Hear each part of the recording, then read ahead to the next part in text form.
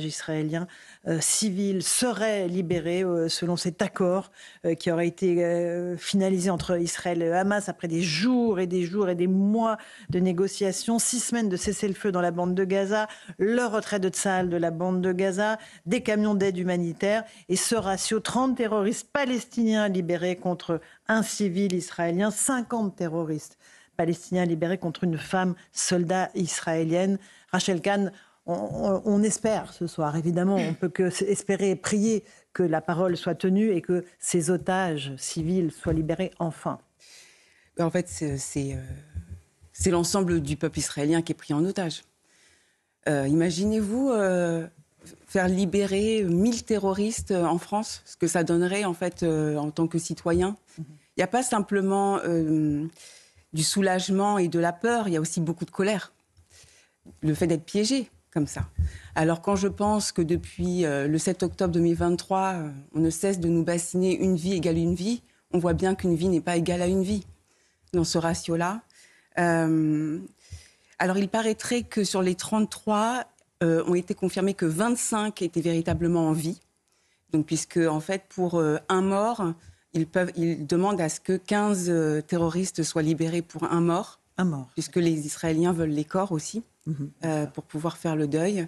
Mais c'est affreux. Ce que je retiens, c'est que véritablement, c'est l'ensemble des démocraties en réalité qui est prise en otage par cet islam politique qui veut tuer toutes ces démocraties. Sûr. Et ces images que l'on voit, Geoffroy Lejeune, à la fois là dans le centre de Tel Aviv, il y a beaucoup de calme. Il y a ces gens, et je le dis pour nos auditeurs, qui ont des panneaux pour demander la libération des otages, avec qui le visage d'un fils, qui le visage d'un frère, qui le visage d'un père. Et ces manifestations de joie dans la bande de Gaza, sur cet accord de cessez-le-feu, on est partagé, on est déchiré en réalité. Parce que si cet espoir est déçu, ça sera terrible. Ouais, on est plein d'espoir et on est soulagé si tout ça fonctionne comme c'est prévu. En même temps, on a tous en tête ce schéma en fait de libération de 1000 personnes contre une. On l'a vécu avec Gilad Shalit et on sait que les terroristes du 7 octobre ont été libérés pour récupérer le soldat israélien, franco-israélien. Donc on a l'impression de connaître ce schéma et c'est un peu angoissant. Moi, je retiens une autre chose, c'est que c'est Donald Trump qui l'annonce. On est 5 Donald Trump dit nous avons un accord sur les otages à Gaza. Absolument. Donc il l'avait annoncé, Naïma a raison, et il est président dans 5 jours et il annonce déjà des accords. Ça laisse présager de beaucoup de choses et notamment sur la question ukrainienne sur laquelle il s'est engagé également. Sur les otages, il voulait que les otages soient libérés avant qu'ils ne soient investis. C'était un des objectifs de Donald Trump. L'émissaire qui a négocié, c'est quelqu'un qui a été envoyé par Donald Trump. C'est un proche de Donald Trump qui a négocié avec les Qataris et les Égyptiens et bien sûr Benjamin Netanyahou pour la libération de ces otages. Vous savez, je vous écoutais, Rachel, avec beaucoup d'émotion par rapport au ratio. C'est terrifiant, en fait. Et effectivement, c'est inacceptable. Mais que faire ? Parce qu'aujourd'hui, vous avez parlé de prise en otage. Je crois qu'effectivement, ces Israéliens sont tous pris en otage. Mais je dirais même la démocratie. Et les valeurs, vous savez, dernièrement, on parlait de la valeur qui est donnée, de la civilisation, et la valeur qui est donnée à une vie et à un mort qu'on respecte, évidemment, malgré les différends. Mais voilà, j'espère effectivement que ça va se concrétiser, parce qu'on pense à ces familles qui ont... Et aux otages. 18h32, on est en direct sur CNews et Europe 1 avec cette information absolument majeure. Israël et le Hamas ont accepté un accord pour un cessez-le-feu à Gaza et la libération des otages. Jean-Sébastien Ferjou, on espère la fin du cauchemar pour ces otages détenus depuis 468 jours dans les geôles du Hamas. Bien évidemment, notamment pour les enfants, ça a été rappelé, le bébé qui a été pris en otage exactement à 6 mois. Bébé Gvir. Inimaginable. Après, c'est évidemment aussi une bonne nouvelle pour les civils de Gaza, qu'il ne faut pas oublier, qui vivent une tragédie absolument épouvantable. Il n'y a pas de gradation dans le malheur des uns ou des autres, une vie absolument épouvantable depuis plus de 18 mois maintenant, et j'en retiens comme Geoffroy l'intervention de Donald Trump. Donald Trump, tout simplement, a tapé du poing sur la table, comme quoi la fermeté vis-à-vis des islamistes, alors certes, il y a eu l'opération militaire, et la fermeté aussi de Benjamin Netanyahou, avec ou sans excès, et Israël est suffisamment une démocratie, il y a toujours eu des enquêtes a posteriori, quand il y a eu des excès de l'armée israélienne, que ça a été à Sabra et Shatila, ou dans d'autres circonstances, je ne doute pas que ça sera le cas aussi, pour savoir ce qui a pu se passer Et s'il y a eu ou non des crimes de guerre et dans quelle proportion à Gaza, et ça sera l'honneur d'Israël que de le faire, mais la détermination montée par Donald Trump, elle produit déjà des effets alors que, comme le soulignait Geoffroy, il n'est pas encore à la Maison-Blanche. Il y a 4-5 jours, si je me souviens bien, en fin de semaine dernière, Donald Trump a dit que le Hamas aille se faire voir en enfer. Alors bien sûr, ça n'est pas le style habituel des négociations diplomatiques, ça n'est certainement pas le style de négociation de ceux qui ont une forme de complaisance vis-à-vis des islamistes parce qu'ils projettent leur mauvaise conscience occidentale, parce que nous serions en permanence censés être d'ex-colonisateurs ou les porteurs du mal absolu. Je constate d'ailleurs que les mêmes n'ont aucune émotion face à la Syrie qui est littéralement recolonisée par la Turquie à l'heure actuelle, qui a envoyé ses fonctionnaires pour produire les documents, etc. Ils sont en train de reconstituer l'Empire ottoman. Je n'ai pas entendu Madame Rima Hassan, qui pourtant a des liens particuliers avec la Syrie, avoir la moindre émotion sur le sujet. Après, juste rajouter par rapport à Naïma.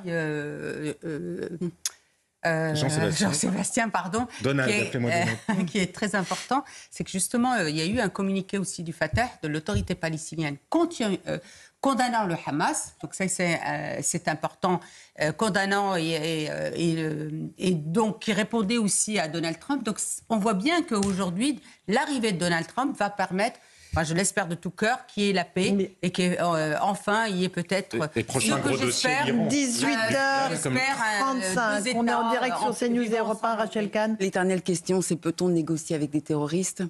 Est-ce que cette négociation-là, elle pourra aboutir ? Parce que tout ce qui se dessine aujourd'hui, jusqu'aux images que l'on peut voir sur les écrans, participe de la guerre psychologique. Le fait de se réjouir, etc. Tout ça, c'est de la guerre psychologique. Et puis une pensée pour les otages qui ne font pas partie de la liste. Oui, et ils sont nombreux puisqu'on parle de 98 otages toujours détenus.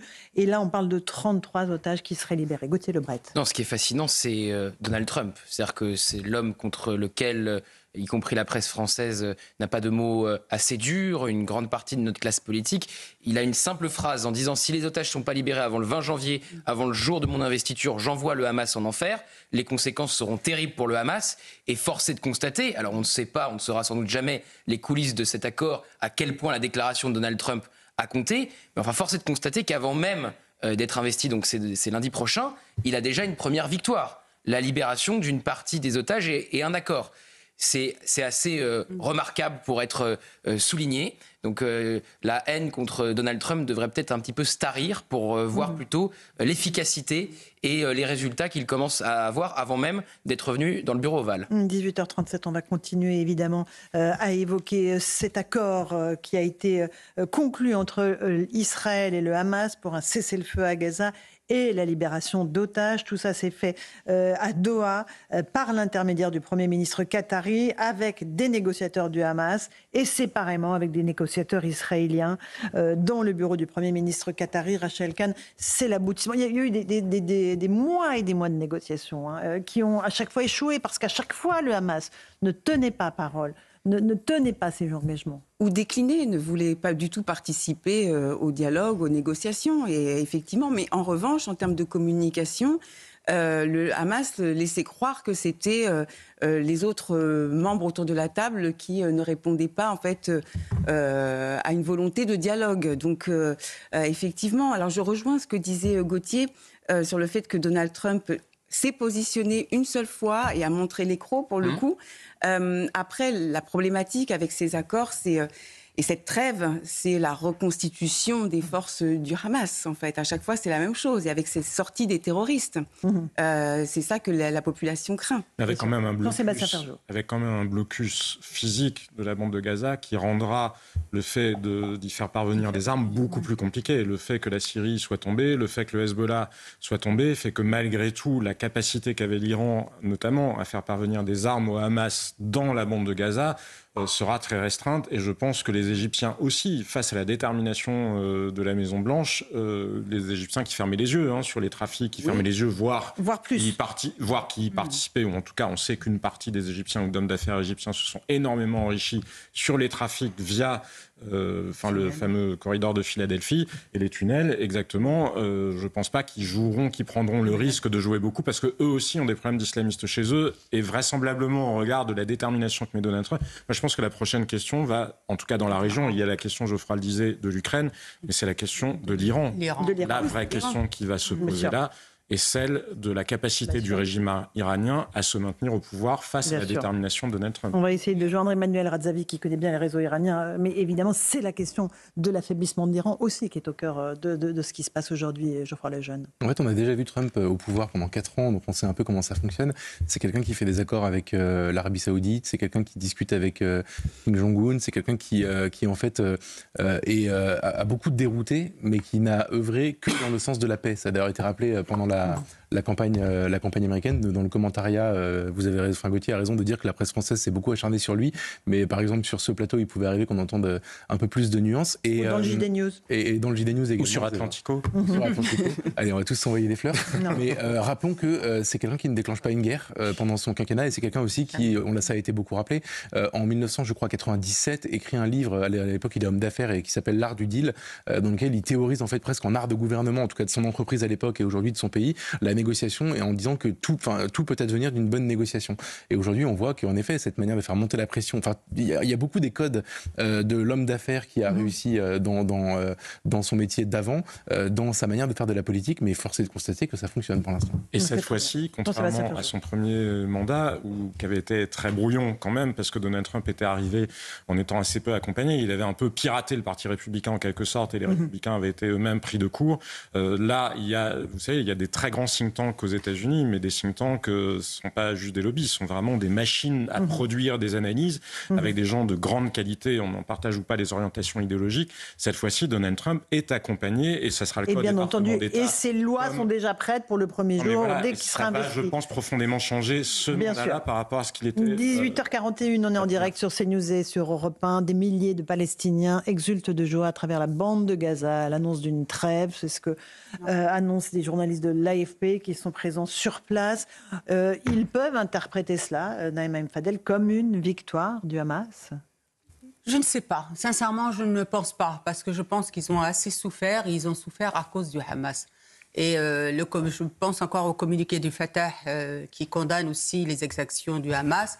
Je pense tout simplement qu'ils sont heureux qu'il y ait une trêve et de pouvoir aussi aspirer à la paix. Je veux dire, c'est des habitants qui aujourd'hui sont dans. On rappelle que l'aide humanitaire était détournée par le Hamas. Elle a été revendue par le Hamas. Exactement. Ils le disent. Rappelons qu'avant qu'il y ait le déclenchement du 7 octobre, je me souviens qu'il y avait eu une manifestation à Gaza, des Gazaouis, qui avaient été réprimés dans le sang. Au mois de juillet. Dans le sang. Au mois de juillet, évidemment. Merci Rachel. Et puis je voudrais rappeler que Donald Trump, c'est lui qui a fait aussi les accords d'Abraham, qui ont été quelque chose vraiment de prometteur pour une paix dans cette région, avec des États qui comptent dans cette région. Le Maroc, le Soudan, les Émirats arabes unis. L'Arabie saoudite allait signer. C'est ce qui peut expliquer aussi la réaction du Hamas et le déclenchement du 7 octobre. Rachel Kahn, oui, évidemment, c'est une des hypothèses. Oui, après, c'est la question de l'idéologie. On ne tue pas une idéologie. Et par rapport à ce qui peut se passer avec le Hezbollah et l'Iran, dans le Nord, je serais moins positive que Jean-Sébastien. C'est-à-dire qu'il y a des terroristes qui sont là, les Israéliens n'arrivent pas à retourner dans le Nord, donc c'est quand même assez compliqué. Ils ne respectent pas la résolution de l'ONU. Tout était oui. Simplement que concernant Gaza et le Hamas spécifiquement, ce qui est encore différent de la capacité du Hezbollah à reconstituer certaines forces, ça serait plus difficile pour eux d'avoir les mêmes armements que ce qu'ils ont eu pendant tout tant que le Conseil de sécurité, tant que les membres permanents du Conseil de sécurité, donc on verra comment Trump se conduit au Conseil de sécurité et de cette organisation des Nations Unies qui est plus que bancale par rapport à la situation, ne prend pas à bras-le-corps la question de l'islam politique. Mais ils ne la prendront pas, Rachel. Non mais justement, je fais exprès d'en parler, donc, quand même pour qu'on puisse bien dessiner où est le manque aujourd'hui sur la scène internationale. Puis les Palestiniens, ils ont un autre problème, Rachel, c'est l'autorité palestinienne qui est corrompue. Mais ça va faire. Tu vois, c'est ça. De toute façon, c'est qu'il faut aussi que par rapport à l'aide internationale, la communauté internationale aborde aussi cette question de l'autorité palestinienne qui aujourd'hui ne rend pas service aux Palestiniens. D'accord. Gauthier Lebret, on a cet accord de cessez-le-feu 18h43 en direct sur CNews et Europe 1, cessez-le-feu à Gaza, libération d'otages. Normalement, dans les prochaines heures, on devrait peut-être, si c'est possible ou dans les prochains jours, voir les premiers otages être libérés. Il y avait eu quelques libérations d'otages au tout début, après le 7 octobre. Dont Miachem, on se souvient évidemment. Et des Américains, notamment, parce que, évidemment, là encore, la force, la puissance des États-Unis avait fait plier les terroristes. Et sur Miachem, l'otage franco-israélienne, le président Sarkozy avait évidemment poussé avec ses relations au Qatar pour qu'elle soit libérée. Et Miachem avait ensuite remercié Nicolas Sarkozy pour sa libération. Mais là, on voit évidemment la force de la diplomatie américaine dans cette région Bien sûr. Extrêmement tourmentée. La diplomatie et les menaces de Donald Trump, parce que j'ai retrouvé, on m'a envoyé ce qu'a dit précisément Donald Trump le 7 janvier dernier à Mar-a-Lago. L'enfer éclatera au Moyen-Orient si les otages retenus par le Hamas depuis le 7 octobre ne sont pas libérés. Et ce ne sera pas bon pour le Hamas, ce ne sera franchement bon pour personne. Et cette déclaration, ce n'était pas la première fois qu'il la faisait, parce que là, il l'a fait en tant que président élu, mais il la faisait aussi en tant que candidat. Donc, évidemment, on ne saura jamais, ou peut-être plus tard, toutes les coulisses de cette décision et de cet accord, et à quel point les déclarations de Donald Trump ont compté. Mais force est de constater qu'il obtient une victoire. C'est lui qui l'annonce déjà en plus, alors qu'il n'est toujours pas président des États-Unis, ça sera lundi prochain. Il obtient une victoire avant même de retourner dans le bureau ovale. Donc on voit que son style peut détonner, que son style peut parfois poser question, qu'il est parfois menaçant, qu'il a un nouvel allié dont on n'arrête pas de parler, Elon Musk, qui va devenir ministre lundi prochain. Enfin, force est de constater que quand vous avez des terroristes en face de vous, quand vous adoptez un langage musclé, ça marche mieux que quand vous êtes un peu plus lisse et un peu plus classique. Ça marche mieux, Jean-Sébastien Ferjou. c'est ce que je disais tout à l'heure, parce que les Israéliens ont assumé contre l'opprobre de la quasi-totalité de la communauté internationale, une campagne militaire pour mettre à bas le Hamas. Parce que ce n'est pas Donald Trump tout seul qui arrive d'un coup de baguette magique. C'est quand même parce que le Hamas est déjà à genoux. Bah oui, mais mine de rien, cette campagne militaire, elle a eu... Souvenez-vous ce que disent les Israéliens sur Benyamin Netanyahou. Ils l'accusaient d'avoir abandonné les otages. On va partir tout de suite.